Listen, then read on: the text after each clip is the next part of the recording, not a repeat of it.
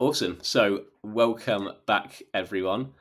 I'm here with Lucy Obertelli for another episode of Teach Me Outbound, and we're going to go through all things switching from SDR to AE, how that impacts prospecting, and just general advice on how people can make that shift over. So, Lucy, do you want to give a quick intro to yourself and all the awesome stuff My Sales Coach is doing? Yeah, absolutely. So first off, thanks for having me on. Really exciting. But yeah, so my name's Lucy Obertelli. I'm an AE at MySalesCoach. It's my first AE role after being an SDR for over 3 years. So yeah, definitely learned a few things along the way. In terms of the problem that MySalesCoach solves, effectively, sales organizations have great people in their teams. They're doing great, but in the heads of leadership, they know that they can always do better and they can always achieve more. And a lot of the time, if you ask sales leadership what they believe they could do to make that happen, they will say sales coaching. Countless studies show the impact of sales coaching and the benefits it can have on their team, yet often typically down to one of these three things, whether it's the lack of time, the lack of skill, or even the lack of will to do. Coaching just doesn't happen as often as it should. And that's ultimately where we help. So we accelerate the delivery of sales coaching and also the development of salespeople. So we meet with salespeople on a one-to-one basis. We match them with a coach who's aligned to their goals, who's walked that path before, they've had success in that role. And then SDRs, AEs, sales leaders, whoever it is, are able to then book in one-to-one sessions with their dedicated coach to keep them in the rhythm of success and ultimately hit the goals that have been set of them. So yeah, that's a little bit about what we do. Awesome. And I'm a big fan of My Sales Coach. I've spoken to quite a few SDRs who use the program and they absolutely love it. And we'll be talking coaching a bit later on, but let's go straight into prospecting and outbound, which is the main focus of the podcast. And you've posted before on your LinkedIn that you're still doing prospecting. So we'll start simply with, why should AEs be doing their own prospecting and not relying on inbound or SDRs? Yeah, it's a really good question. And I think the reason that I am so passionate about prospecting as an AE is that, particularly when I was getting to the latter stages of being an SDR, and one of the reasons that I knew I was ready to make that jump up and ready to make that move was that I was booking in opportunities for other AEs and thinking, that could be me. I could be doing this. So now in the AE role, there's such a nice nuance to being able to book opportunities that are going in my pipeline. And I think really the people you want to be speaking with, the ICP. So who better than yourself to book your pipeline for you than yourself? Pipeline is your lifeline in this job. Nobody wants to have that conversation with a manager where they're like, where are things going to come from this month? So I think it's just such a healthy habit as an AE to be in the rhythm of prospecting, and particularly as somebody who's very recently made the move to AE, whilst it's still something that's familiar to me and it's second nature to me, I'm just really keen to keep that habit and yeah, make it part of the AE role as well. Nice. I love that idea that the feeling when you're ready was when you thought, I should be taking these meetings. I bet a lot of people who have made that jump have a similar feeling to that. So just with obviously you said you've recently made the shift over, and prospecting as an AE and an SDR are very different things, mainly because of time. Obviously, when you're an SDR, you have the full day to be doing prospecting, whereas an AE, you've got other things going on as well, which you need to be balancing. So what is how do you manage that? How did you do it from going when you have the full day to now? How are you allotting your time? Are you doing time blocking? Are you doing it every day? Do you dedicate certain days? What's your approach to that? Yeah, I think since making the move up to AE, and I think obviously I knew my calendar was going to be more busy, there was going to be more things for me to be doing in a day, that it just became even more important, which I was really passionate about in the SDR world anyway, in terms of making sure you're using your time effectively. But even now in the AE role, you just have to do that better and you just have to do that more.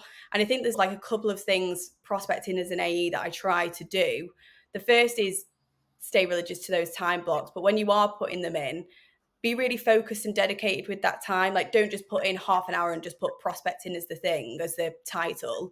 Like, put in prospecting 30 emails or 20 cold calls or whatever, and just be really focused and dedicated with that time. Like, if you had a demo booked in, you would show up to it, you would do your prep, you would have all of those things in place. As an AE, it's even more important to be more organized with that time and use it as effectively as possible. So time blocking and being focused with the activity that you're going to do in that session, I think, is really important. I think the second thing really is, and I think I've learned this more as I got, as I say, to the latter stages of being an SDR and also now being an AE, is just thinking smart. Like, when are you going to be able to catch people? I've had conversations where I've only been able to speak to them at 5 o'clock, or I've only been able to speak to them at 8:30 in the morning. But then if that's one prospect, there's probably 10 other prospects like that. Just get up a bit earlier, stay a bit later. You just have to make those allowances because you are busier. But I think from doing that and putting those half an hour call sprints in the morning or staying a little bit later to catch people at the end of their day has really proved effective. I think there's so much importance in catching prospects at a time that's right for them, not your 2 to 3 p.m. call block that you've put in because that works for you.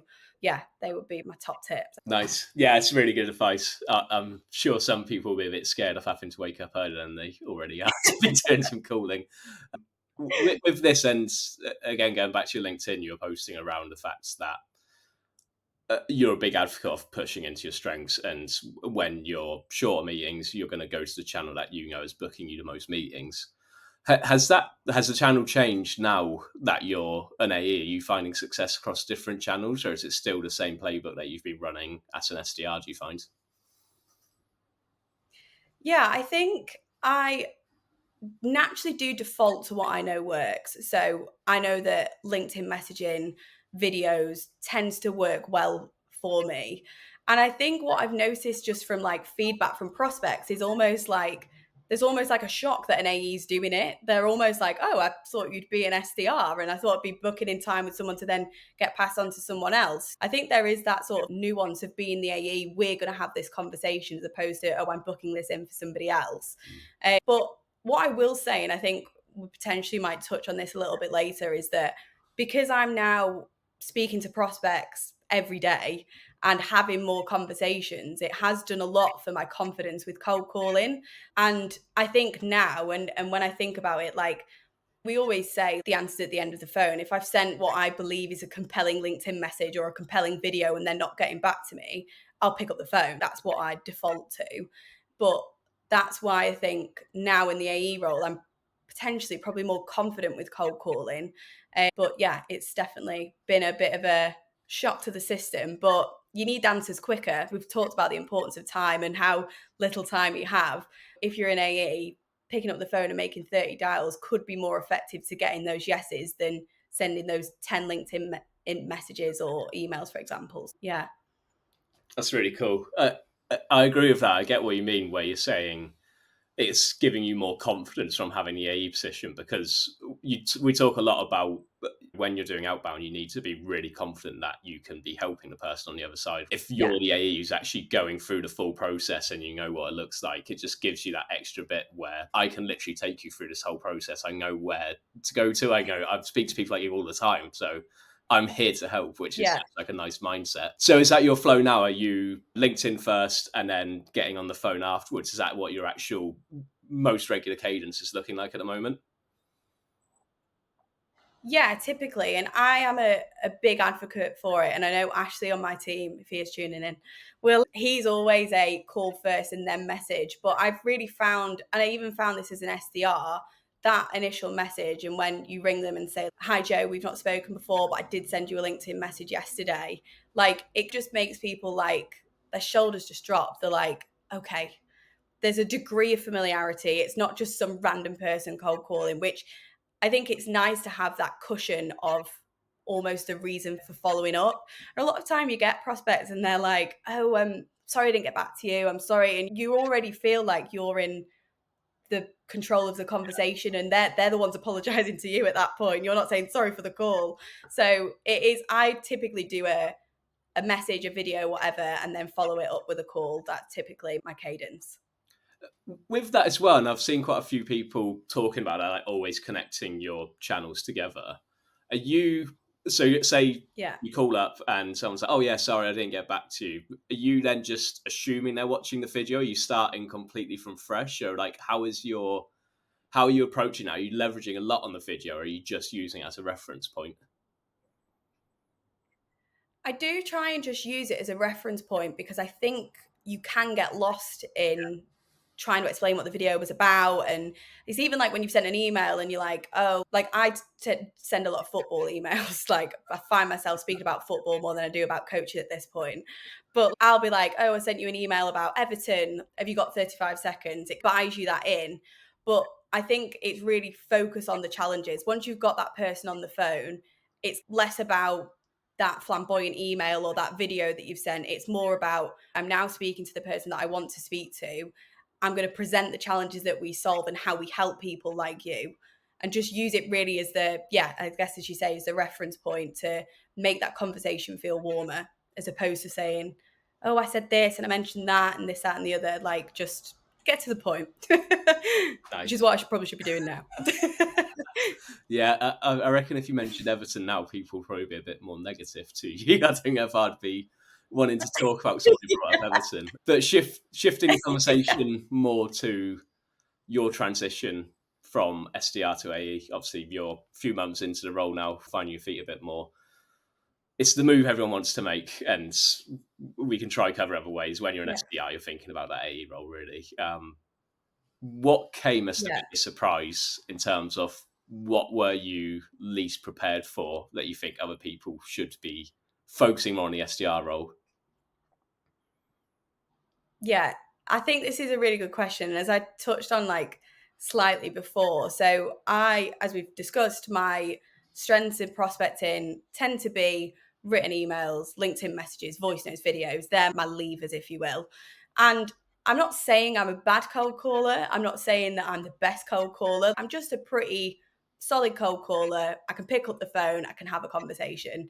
And in the SDR role, like I booked meetings from cold calling and would then have conversations with my managers. And if any managers are hearing this conversation, they'll be like, Lucy, I told you. But the message used to always be that if you cold call more, you will have more confidence as an AE. And I remember being like, I'm personable. Like I can chat. I've listened to umpteen discovery calls and demos and things like that. Like I know the rhythm and how they work. But I think it's more the confidence and conviction that you get from doing cold calling and doing those early bits of discovery, even if it's just like getting your qualification criteria, like you get so much confidence from that. And I think when I started as an AE, quite naively, I thought discovery calls, I've seen a lot of these. And I could follow like the questions that I know I wanted to ask. But when it got to more of the active listening, when it got to like business pain led questions, I could feel myself like almost feeling like a bit nervous and a bit out of body, like experience trying to ask them because I just didn't have that confidence. So I think my advice to any SDRs now is get comfortable with doing discovery on cold calls. Like you will benefit from it so much when you get to the AE role because you'll have heard so many sort of different answers that you're more familiar with. You've spoken to more people that those conversations just flow that little bit more naturally and you have the conviction really in asking those questions. It's not like you're asking them from a place of, I know I've got to ask you what the business pain is. It's more genuine, would be my advice, really. That's really nice, and another good reason for people to be doing cold calling if there isn't enough already. We're going to shift over to coaching just for time's sake. It feels wrong to not talk about coaching when you're speaking to someone from MySalesCoach, and you're surrounded by some of the best coaches in the sales game. What do you think is the biggest impact that coaching has had in terms of helping you improve personally? And has there been any big moments that you look back to and you go, oh, wow, that was a real sort of, not career changing, that might sound a bit too big, but a real turning point in your approach for coaching? Yeah, I think so. I feel very fortunate to have worked in organizations as an SDR and now obviously at MySalesCoach, where coaching has always been like absolutely fundamental to the success of SDRs and AEs and even the senior leadership. Like, I feel very fortunate because even now in my job, I speak to people where coaching doesn't happen. Like, they have a one-to-one, but there's no coaching or development that really happens apart from one training day every month, or they have a SKO or whatever. So I feel very lucky that it's been something that's been part of my everyday for the last however long I've worked in sales, probably too long and showing my age.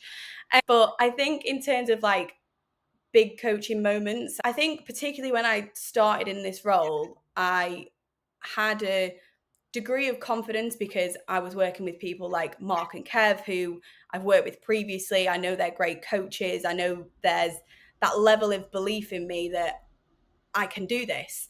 But it was a bigger shift than I ever imagined. And I think what comes with that is quite a lot of head trash and quite a lot of like imposter syndrome and quite a lot of these things, which candidly, like, and I'm sure Mark won't mind me saying this, like, I didn't almost feel as comfortable sharing that with Mark because they'd shown so much belief in me to be able to do this. Mm. Whereas, like, I have my own coach with my sales coach. I have a couple of coaches actually. And I was able to offload and say, I've now got a revenue target. I've never had a revenue target. Like, I've now got to manage the end of sales cycles, and I've seen lots of discovery calls and demos, but I've never seen that second side or negotiations and things like that. And it all felt like quite a lot. And I remember like saying to my coach, my coach asked me rather, what do you think your job is? And I was like, well, it's to bring in revenue. And he was like, okay. And we discussed it. Why do you think that? Everything else. And he was like, your job isn't to bring in revenue. Your job is to help people. Like, your job is to believe with conviction that my sales coach can help whoever you're speaking to, and you provide a service that does that. So you're helping people who could be up late at night because their close rates in the bin and they've got reps who aren't motivated and this, that, and the other. You're offering a service which can help them. So that definitely was a really big moment where I shifted my mentality really to the role. And I think another big thing was just like speaking to a different one of my other coaches at MySalesCoach, and they were saying, I was again beating myself up and thinking, oh, I don't know these things, and I'm just defaulting to prospecting because I know I can do it. I've got 3 years experience do it. So instead of doing my pipeline management or tidying up the CRM, which Mark would really slap me on the wrist for if I didn't do it right, I thought I'll default to prospecting because I know I can get quick wins from that. And it was like more the conversation of like, why are you perceiving that as a negative thing? That's a really positive thing because you should be building pipeline, and the more pipeline that you build, yeah, you might burn a few opportunities, but you're going to be having more conversations, you're going to be having more exposure. So prospecting is actually the best thing you can do, which is probably why I'm so passionate about prospecting now in the AE role, because yeah, I do see it as a vehicle to being successful in this role. So yeah, they're my two big coaching moments. That's really nice. I love the that realization of you're not there to drive revenue, you're there to help people, and then it makes it just so much more human. And like, I guess whenever you're doing Yeah. calls for activity, it completely changes the outlook you have on it from I need to bring in revenue, corporate robot sort of thing to actually know I am helping this person. Going into the more sort of tactical piece of coaching, and you say yourself, there's organizations out there. The sales coach survey shows that a lot of people just aren't getting the coaching they need, really. And there's options people could have in terms Yeah. of actually looking at different companies. They could get my sales coach, and another one for people who just really want to do something now, make themselves better, is self-coaching / reflection. And I've had a few people talking on around looking back at their calls and that sort of call coaching as a really useful sort of more tactical side of coaching outside of the big mindset shifts. Do you have any advice for people looking back at cold calls from like their own coaching lens in terms of what they should be looking for, how they could actually effectively self-coach in a way to get better at that or any other skills? Yeah. I think when you're listening back to your own calls, and I always say this, like, even after a bad discovery call or a bad demo or whatever it is. And I say this when people say that to me and vice versa, is when you're coming out of an exam, you only remember the things that you did wrong. You never sit there and go, oh my God, I wrote this amazing answer actually on this. Or I got full marks on that. You never do that. But when I think you are self-reflecting and you're listening back to your calls, really work out what's the biggest thing that you could do better in. So perhaps your actual sort of questions that you were asking, you weren't going deep enough. You were going wide instead of deep. Perhaps your opening pitch was a bit sketchy, you didn't really reel them in, your challenges were a bit weak, they didn't say yes or no. But try and take, instead of thinking, okay, I've got to now fix all of these things, take one of them.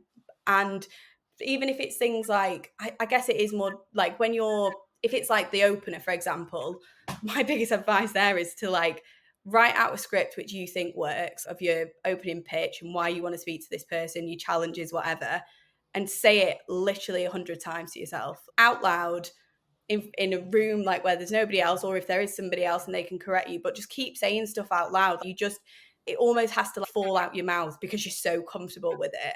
And then when it gets to question and things like that, like I absolutely hate role plays. They are one of the hardest things for me to really get my head around in this job is role plays. But the value you can get from role playing is so important. And do it with people who are out of your organization as well. If you've got the opportunity, if you're part of a network or anything, then obviously grab them. But make sure that it's not just yourself reflecting. Like I would stress the importance of sharing it with other people, because as I say, you pick out the worst things and you don't remember the best, but share it with your peers, share it with your manager, share it with your coach if you do have a coach. But yeah, really lean on the people around you to help you get better would be my advice. Amazing. We've been speaking for just about 20 minutes and there has been so much good advice in there. So thank you very much for agreeing to come on. I always ask the same outro question, which is there anyone who you're following, friends with at the moment who is just absolutely smashing it and giving out loads of really helpful advice that we should point people in the direction of? Yeah, absolutely. One of my previous colleagues is somebody called Henry Clayton at Lego. He's a brilliant SDR. He's doing great things in the SDR world. He does some great posts on LinkedIn. So I think he'd be, a great guest. Amazing. Thank you very much for your time, Lucy. I really appreciate it. Thank you so much for having me.